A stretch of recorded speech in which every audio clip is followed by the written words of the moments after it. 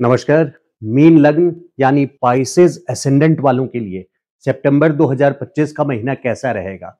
अभी अभी 15 अगस्त को आपके लग्नेश बृहस्पति नक्षत्र परिवर्तन किए हैं, आर्द्रा नक्षत्र से पुनर्वसु नक्षत्र में आए हैं और अगले 9 से 10 महीने में इसका क्या असर पड़ेगा आपके काम धंधे पे, बिजनेस हो या जॉब में हो। पुनर्वसु नक्षत्र में बृहस्पति आपके लिए क्या प्लानिंग लेकर के आए हैं, कैसी ग्रोथ देंगे या वहां पे आपके लिए परेशानियां लेकर के आए हैं, इस बात को हम इस वीडियो में देखेंगे। ये देखेंगे कि क्या जो घर की प्लानिंग आपकी है, अगर आपने घर लेने की प्लानिंग कर रखी है, कोई प्लॉट लेने की प्लानिंग कर रखी है, जमीन लेने की, तो वो सफल होगी इस साल यानी अगले साल मई तक। जब बृहस्पति आपके चतुर्थ स्थान पे रहेंगे तो क्या उस प्लानिंग में आपको सक्सेसफुल सफलता मिलेगी या नहीं, उस बात को हम देखेंगे। कितना प्रेशर आप फील करेंगे अपने काम धंधे में, उस बात को हम देखेंगे। और सितंबर के महीने में जो सूर्य और केतु की युति हो रही है आपके छठे भाव में, यानी वो है विपत्ति का भाव, यानी विपत्ति के घर में सूर्य केतु की युति आपके ऊपर किस तरह की परेशानी ला सकती है और उसका क्या असर होगा, क्या हेल्थ पे होगा या किन किन चीजों पे पड़ सकता है, उस बात को इवेल्युएट करके जानेंगे, विश्लेषण करके। और सूर्य और शनि यानी सप्तम में सूर्य और लग्न में शनि आपके क्या यहाँ पे ऑपोजिशन, उनका किस तरह का डिस्प्यूटेबल सिचुएशन, एक विरोधक सिचुएशन बना रहा है, तो वहां पे क्या मुश्किलें आ सकती है। लेकिन सारी मुश्किलों के बीच में आपको बैक ऑफ द माइंड में इस बात को ध्यान रखना है कि जो आपके लग्नेश हैं, जिनका कंट्रोल आपके लाइफ के ऊपर पूरी तरह से है, जो करता धरता है आपके जीवन के मेन, वो बृहस्पति ग्रह हैं। तो चाहे जो भी सूर्य केतु की युति हो रही हो, चाहे सूर्य शनि की ऑपोजिशन है, वहां पे संकट आ रहे हैं, कोई प्रॉब्लम्स जहां जहां आ सकती है, उस बात को भी हम गौर से समझेंगे कि क्या क्या संकट या क्या क्या परेशानियां आ सकती है, किस तरफ से हमें कॉशियस रहना है, केयरफुल रहना है, उन बात को समझना जरूरी है। लेकिन इस बात को आप ध्यान में डाल लीजिए कि आपके लग्नेश बृहस्पति पुनर्वसु नक्षत्र में आए हैं अगले 9 से 10 महीने के लिए, यानी 18 जून 2026 तक आपके पुनर्वसु नक्षत्र में बृहस्पति रहेंगे। वहां से उसका बहुत शुभ असर पड़ेगा आपके बिजनेस या व्यापार पे, और जॉब में भी हो तो जॉब में, यानी जो भी प्रोफेशन आप कर रहे हैं उसमें एक पॉजिटिव ग्रोथ आपको मिलेगी। हालांकि यहाँ पे प्रेशर फील होगा क्योंकि 10वें पे, अगर 10वें स्थान पे कोई ग्रह जाते हैं या 10वें स्थान पे उनकी दृष्टि बढ़ती है, खास करके बृहस्पति जैसी, तो ग्रोथ तो देते ही हैं, लेकिन वहां पे ग्रोथ पाने के लिए प्रेशर को भी झेलना पड़ता है, बर्दाश्त करना पड़ता है। तो इस बात को बारीकी से समझते हैं, इन बातों को। सूर्य केतु की युति जो हो रही है आपके छठे स्थान पे, सूर्य और शनि का ऑपोजिशन लग्न और सातवें स्थान पे, फिर शनि और मंगल का षडाष्टक बन रहा है 13 सितंबर के बाद से लेकर के 27 अक्टूबर तक, जब मंगल आपके अष्टम स्थान पे रहेंगे। तो यहाँ हेल्थ के प्रति आपको ध्यान रखना है, और किन किन बातों के लिए ध्यान रखना है उस बात को हम इस वीडियो में आगे चल करके देखते हैं। तो सबसे पहला पॉइंट आपका लग्नेश का है, बृहस्पति का चौथा भाव होता ही है जमीन जायदाद का। कई सारे कारक हैं चौथे भाव के, कई सारी चीजें हैं जो हम देखते हैं, माता के लिए देखते हैं, आपके सुख के लिए देखते हैं, मन के लिए देखते हैं, आपके ओल्ड एज के लिए देखते हैं, ओल्ड एज की प्लानिंग के लिए देखते हैं। तो बृहस्पति यहाँ चौथे स्थान पे आपकी एक ओल्ड एज की प्लानिंग करवाएंगे। अभी अभी 14 मई को बृहस्पति कुछ महीने पहले ही राशि परिवर्तन करके आपके चौथे स्थान पे आए, लेकिन एक महीने बाद ही यानी 13 जून के बाद से अगस्त 14 तक बृहस्पति की पोजीशन अच्छी नहीं मानी गई है। उसकी वजह यह है कि आर्द्रा नक्षत्र में, आर्द्रा का मतलब ही है परेशानियों को लाना, आंधी तूफान, रुद्र का रूप। तो बृहस्पति आर्द्रा नक्षत्र में 2 महीने रहे, जिसके वजह से यहाँ पे आपको वो फल, अनुकूल और फेवरेबल फल नहीं मिल पाया।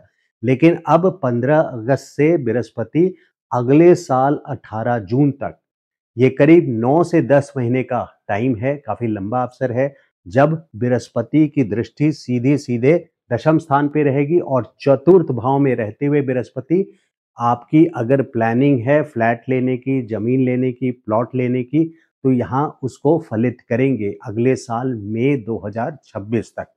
तो आपकी जो भी प्लानिंग है प्लॉट जमीन लेने की, कोठी लेने की, उसमें, लेकिन ये भी इस बात को समझना प्रैक्टिकली एक जरूरी है कि हर 12 साल में बृहस्पति चतुर्थ स्थान पे जाते हैं, लेकिन हर 12 साल में आप घर नहीं खरीदते हैं।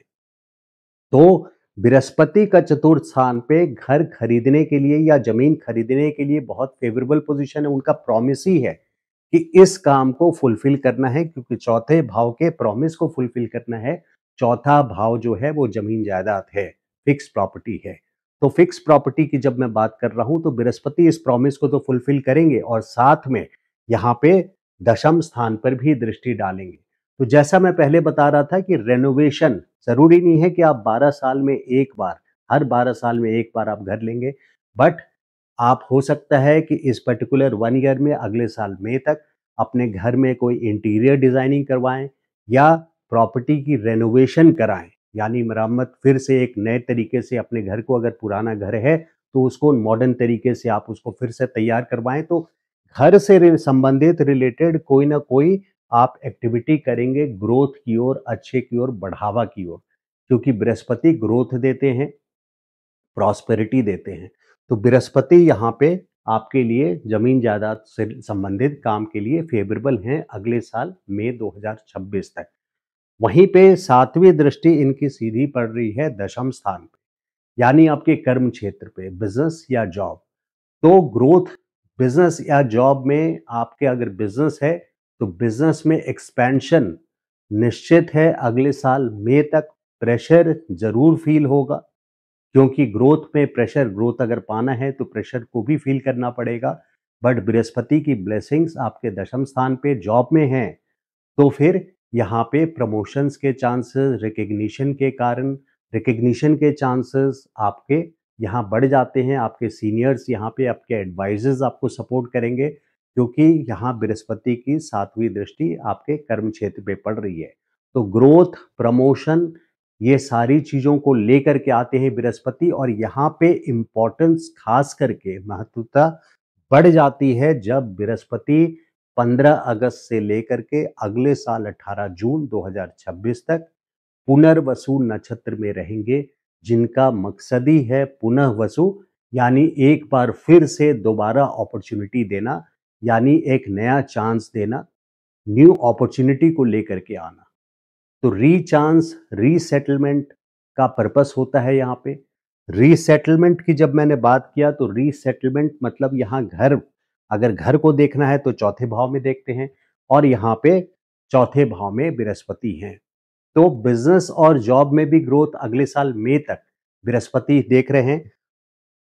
तो बाकी यहाँ पे आपको ये देखने की जरूरत है कि आपकी जो जन्म कुंडली है उसमें बृहस्पति की पोजीशन कैसी है। क्या वो नीच के हैं, मकर राशि में है, या उच्च के हैं, कर्क राशि में है, इस बात को देखना है। क्या बृहस्पति छठे भाव में, जन्म कुंडली की बात कर रहा हूं, या आठवें भाव में या 12वें भाव में है। तो इन बातों से यहाँ पे जो गोचर के द्वारा बताया गया फल है उसमें मॉड्यूलेशन यानी चेंजेस आते हैं, बदलाव उसमें कैसे इस गोचर को अपने जन्म कुंडली पे डालना है, ये फर्क होता है। सही तरीके से एग्जैक्ट चीजों को समझना। गोचर में हम दुनिया को 12 भाग में डिवाइड करके, आप 1/12 पूरी वर्ल्ड की दुनिया की जो पॉपुलेशन है उसके बेसिस पे ये गोचर आपके बारे में बताता है कि यहाँ पब्लिक प्लेटफॉर्म पे ये पॉसिबल नहीं है कि हर के जन्म कुंडली को का विश्लेषण करके बनाया जा सके, वो एक अनंत काम है।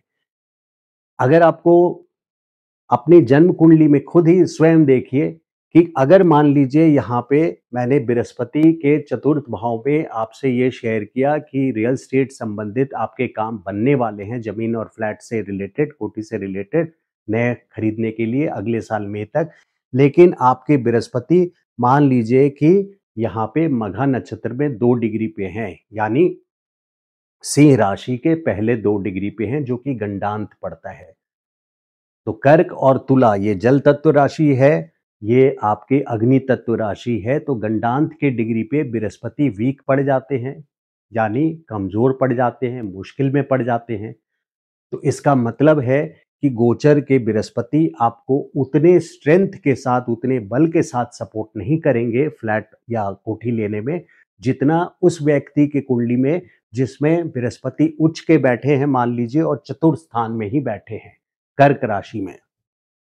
तो अगर मेष राशि वाला कोई जातक है और उसका कर्क राशि चौथे स्थान पे है और जन्म कुंडली में भी बृहस्पति चौथे स्थान पे बैठे हैं, तो यहाँ पे पता चलता है कि बृहस्पति की पोजीशन उच्च राशि में और चतुर्थ स्थान पे बहुत स्ट्रांग है। ऐसे कई और उदाहरण मैं दे सकता हूँ, लेकिन फाइनल एनालिसिस के लिए आपको पर्सनल कंसल्टेशन ही सजेस्ट कर सकता हूँ मैं, क्योंकि गोचर को एग्जैक्ट प्रिडिक्शन के लिए आपको गोचर को अपने जन्म कुंडली पे डालना पड़ेगा। आपकी दशा महादशा अंतरदशा, जो विंशोत्तरी महादशा अंतरदशा है, वो क्या चल रही है उस बात को देखना होगा। मैं पर्सनल कंसल्टेशंस भी करता हूं। अगर आपको पर्सनल कंसल्टेशन चाहिए तो आप व्हाट्सएप पे मुझे ड्रॉप कर सकते हैं एक मैसेज। मेरा नंबर है 9810844912। तो बृहस्पति को वे करना होगा कि उसकी कितनी स्ट्रेंथ है आपकी जन्म कुंडली में, और गोचर यहाँ अनुकूल बता रही है प्लॉट फ्लैट लेने के लिए, लेकिन वही मजबूती आपकी जन्म कुंडली में भी बृहस्पति में होनी चाहिए कि क्या आपके घर लेने का योग लिखा है कि इस जीवन में घर लेंगे, एक लेंगे, चार लेंगे या नहीं लेंगे। इस बात को समझना जरूरी है, इसकी इंपॉर्टेंस मैंने इस तरह से बताई है। वहीं पे सितंबर के महीने में अगर मैं बात करूं, सूर्य और केतु की जो युति है, वो यूं तो सूर्य यहाँ पे 17 सितंबर से लेके 17 अक्टूबर तक सिंह राशि में है, पूरे एक महीना के लिए है। लेकिन युति की जो तीव्रता है, यानी जो इंटेंसिटी है, वो केतु और सूर्य आपस में एक दूसरे के पास हो रहे हैं 7 सितंबर से लेकर के 14 सितंबर तक। तो यहाँ पे 7 से 14 सितंबर तक सूर्य और केतु की युति छठे भाव में हो रही है। छठा भाव विपत्ति स्थान है और सूर्य मैनेजमेंट को रूल करता है। तो मैनेजमेंट, बॉसेस, सीनियर्स, हो सकता है आपके पिता, पिता कभी सूर्य पिता के कारक हैं, तो पिता का हेल्थ खराब हो सकता है। ये रोग स्थान है, सूर्य छठे भाव में है। हालांकि सूर्य यहाँ विपरीत राजयोग बना रहे हैं, लेकिन फिर भी इस बात को आप समझिए कि ये छठा स्थान है और छठा स्थान में यहाँ पे सूर्य का केतु के साथ कर, एक केतु को आप नीम की तरह मान लीजिए या करेले मान लीजिए, जिस तरह से कि एक पेनफुल एक्सपीरियंस, ये हेल्थ का घर है, रोग स्थान भी है। तो यहाँ पे हेल्थ संबंधित कोई प्रॉब्लम्स आपको 7 से 14 सितंबर तक आने के चांसेस हैं। ऐसा मैं नहीं बोल रहा कि ये आएगा ही आएगा, बट वीडियो बनाने का पर्पस और ट्रांसपेरेंटली हर पॉइंट को टेक्निकली डिस्क्राइब करके आप तक लाने का पर्पस, मकसद ये है कि आप 7 से 14 तक सतर्क रहें अपने मैनेजमेंट से, अथॉरिटी से, गवर्नमेंट से, बॉसेस से, किसी भी डिपार्टमेंट से। ट्रैफिक पुलिस हो, फॉर एग्जांपल, पुलिस का ट्रैफिक पुलिस है, जल विभाग हो, इन संबंधित अगर काम हो तो खास करके आप 17 सितंबर से 17 अक्टूबर ना कीजिए, और 7 सितंबर, इसी बीच में जो 7 से 14 तक का टाइम है, ये और ज़्यादा परेशानी वाला हो सकता है। तो बेस्ट प्लानिंग के लिए, बेटर परफॉर्मेंस के लिए ज्योतिष को देखा जाता है एक मैपर की तरह कि हम अपनी प्लानिंग कैसे रख सकते हैं। तो सतर्कता रखने के लिए आपसे शेयर कर रहा हूँ कि 7 से 14 तक अवॉइड करें। उसके बाद फिर सूर्य आ जाएंगे 17 सितंबर को आपके सप्तम भाव में। लग्न में आपके शनि हैं। शनि सूर्य पिता पुत्र आपस के विरोध है इनका। सूर्य ईस्ट है, शनि वेस्ट है, एक पूरब है, एक पश्चिम है, एक आग है, एक लोहा है। तो यहाँ पे इनके अपोजिशंस हैं। सूर्य को शनि से दुश्मनी नहीं है, लेकिन शनि को सूर्य से यानी पिता से दुश्मनी है। तो सूर्य जहां भी 4 डिग्री पे शनि है, और 17 तारीख सितंबर से लेकर के 24 सितंबर तक सूर्य 4 डिग्री के आसपास रहेंगे, यानी शनि के साथ डायरेक्ट ऑपोजिशन, बिल्कुल डिग्री वाइज ऑपोजिशन होगा। तो फिर से 17 सितंबर से 24 सितंबर तक आपको मैनेजमेंट से, अथॉरिटी से, गवर्नमेंट से, सीनियर से केयरफुल रहना है। प्लस चूंकि ये लग्न, सूर्य की दृष्टि सप्तम स्थान में 17 सितंबर के बाद से लग्न पे पड़ेगी जहां शनि है, तो वहां ओवरऑल लाइफ में, यानी पब्लिक लाइफ में भी आपके लिए कोई डिस्प्यूटेबल सिचुएशन, लड़ाई झगड़े वाली सिचुएशन बन सकती है, या अनबन, मैं ऐसा नहीं बोल रहा कि हाथापाई हो जाएगा, बट कोई अनबन, डिस्प्यूटेबल सिचुएशन आपके लिए खड़ी हो सकती है। तो 17 से 24 तक इस बात का विशेष करके ध्यान रखें कि आप बैकफुट पे रहें और इन चीज़ों को अवॉइड करें। और चूंकि सूर्य सप्तम स्थान पे रहेंगे तो 17 से 24 सप्तम स्थान जो है आपके पति या पत्नी के लिए भी है, मैरिड हैं तो वहां पे पति या पत्नी से भी डिस्प्यूटेबल सिचुएशंस बन सकती है। सप्तम स्थान बिजनेस पार्टनर के लिए भी है, इसलिए यहाँ अगर आप बिजनेस में हैं और बिजनेस पार्टनर है आपका, तो बिजनेस पार्टनर से भी अनबन में इंपॉर्टेंट टॉपिक्स को 17 से लेकर के 24 तक बिल्कुल डिस्कस ना करें, पोस्टपोन करके रखें। तो बेस्ट प्लानिंग के लिए बेस्ट इंटेंशंस के साथ इन बातों को बताई जाती है। यहां मैंने पहले ही फॉरवर्ड में बताया कि बृहस्पति आपके बहुत अच्छे पोजीशन पर हैं और दशम स्थान को देख रहे हैं, तो और पुनर्वसु नक्षत्र में है, आपके लग्नेश हैं, आपके जीवन के कर्ता धर्ता हैं। तो पुनर्वसु नक्षत्र एक बृहस्पति का अपना खुद का नक्षत्र है, स्वयं का नक्षत्र है।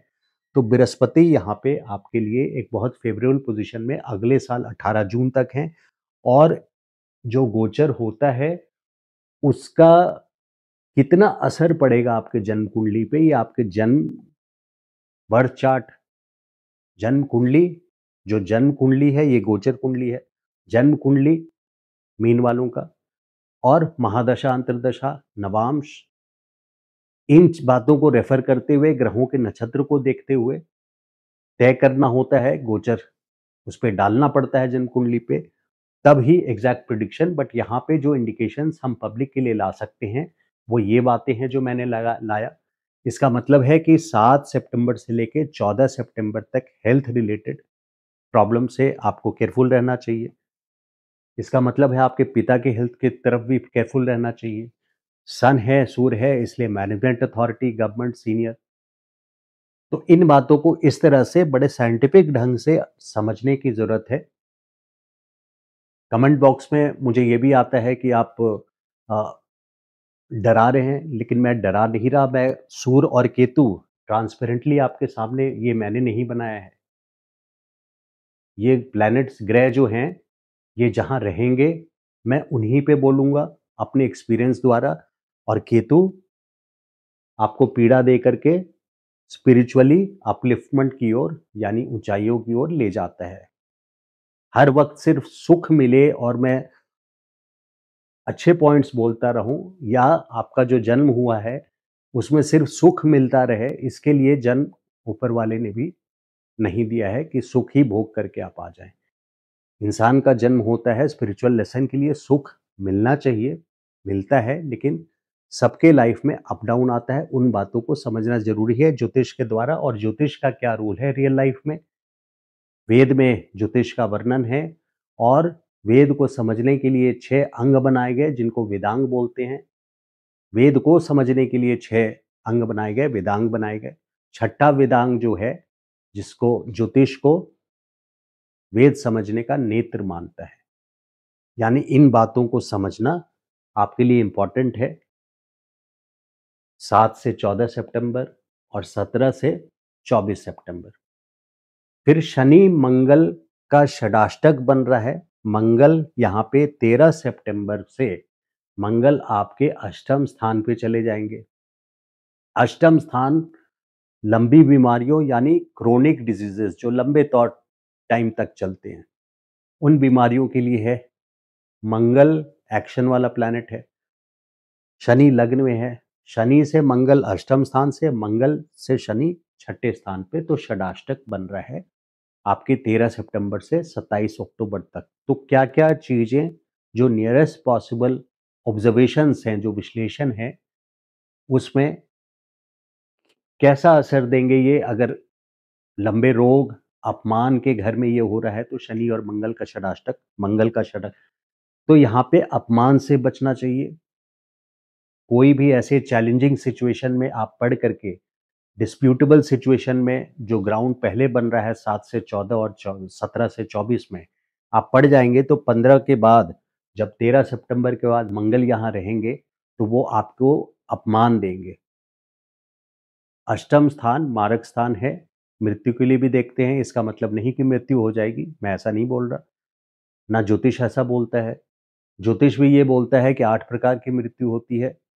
इंसान जिंदगी भर कर्ज में रहे, वो एक प्रकार की मृत्यु होती है। जिंदगी भर रोगी रहे, वो एक प्रकार की मृत्यु तुल्य कष्ट होता है। तो इस तरह के 8 प्रकार के मृत्यु के डिस्क्रिप्शंस हैं ज्योतिष में। तो इन बातों की गहराई को समझिए। बस ये षडाष्टक में आपको जरा सा ध्यान ये रखना है, हेल्थ के प्रति ध्यान रखना है, इंसल्ट के प्रति ध्यान रखना है। 13 सितंबर से 27 अक्टूबर तक, 15 सितंबर तक शुक्र पंचम स्थान पे हैं, यानी जो लोग लव अफेयर में हैं उनके लिए पॉजिटिव टाइम है। अगर आपकी प्लानिंग में है किसी को प्रपोज करना और आप उचित समझते हैं तो 15 सितंबर तक का समय वहां पे शुक्र इस चीज के लिए फेवरेबल पोजीशन पर है, 5th हाउस में।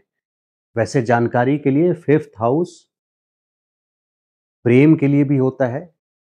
प्यार और प्रेम में फर्क है। प्रेम यानी भक्ति, तो भक्ति के लिए भी शुक्र यहाँ पे विशेष करके सपोर्टिव है 15 सितंबर तक। लग्न में आपके शनि हैं।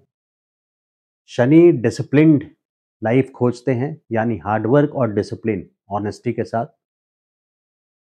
मीन राशि में जो आपका लग्न है शुक्र उच्च के होते हैं, यानी आप लोग जरा सा कंफर्ट जोन में रहना पसंद करते हैं। लेकिन अब 29 मार्च से 2 सालों के लिए यहाँ पे 2.5 साल के करीब शनि आए हैं। अभी से लेके आप 2 जून 2027 तक शनि लग्न में यहाँ पे आपसे हार्डवर्क करवाएंगे, और अगर आप हार्डवर्क नहीं करेंगे तो वो आपके लिए कष्टदायी हो जाएगा। दशम दृष्टि शनि की दशम स्थान पे पड़ रही है, यानी प्रोफेशनल लाइफ में भी, यानी बिजनेस में या जॉब में आपको हार्डवर्क यहाँ करना ही है। हालांकि बृहस्पति का यहाँ पूरा सपोर्ट अगले 10 महीने तक बहुत अच्छी सपोर्ट है बृहस्पति की। सो आपके ओवरऑल ग्रोथ, आपका बृहस्पति यहाँ अगले साल 18 जून तक विशेष करके सपोर्टिव है, यानी आपको ग्रोथ की ओर बृहस्पति ले जाएंगे। अब रेमेडी की बात करूं, देखिए केतु आपके 6ठे भाव में रहेंगे अगले साल 5 दिसंबर 2026 तक, लंबा समय है। तो केतु का मंत्र है ओम श्राम श्रीम श्रौम स केतुवे नमः। मंत्र का जाप एक्चुअली 18,000 बार, 18,000 टाइम्स होना चाहिए। अगर आप इसको नहीं कर सकते हैं खुद से, तो मैं ये प्रैक्टिकल तरीका आपको सजेस्ट कर सकता हूं कि यूट्यूब चैनल पे आप लगा लें केतु का मंत्र, और यथासमर्थ जितना समय दे सकते हैं उस मंत्र को आप सुने। चाहे आपको ऑफिस आते और वापस लौटते हुए सुनना पड़े, तो उस समय भी अगर आप सुन सकते हैं, वो एक नियमित तौर पे सुनेंगे तो आपके लिए केतु का रेमेडी इफेक्टिव रहेगा। 6ठे भाव में क्योंकि रोग स्थान पर हैं, और 6ठा भाव केतु मतलब गुप्त तरीके से चीज़ों को कराना, बहुत जल्दी पकड़ में नहीं आएगा कि क्या बीमारी है, क्योंकि केतु का काम करने का तरीका सीक्रेटिव है, गुप्त तरीका है। तो केतु का लंबा मंत्र जाप यहाँ अनिवार्य हो जाता है 18,000 टाइम्स। और अगर आप सिटिंग पोजीशन में नहीं कर सकते हैं तो उसको जैसे मैंने सजेस्ट किया यूट्यूब चैनल पे लगा के ऑफिस आते जाते हुए या काम पे जाते हुए लौटते हुए आप सुन सकते हैं यथासमर्थ। तो ये था वीडियो मीन लग्न वालों का, पाइसेस असेंडेंट वालों का सितंबर 2025 का। अगर आपको वीडियो अच्छा लगा हो तो लाइक कीजिएगा, और चैनल को सब्सक्राइब अभी तक नहीं किया है तो please subscribe to my channel. Thank you so much. नमस्कार।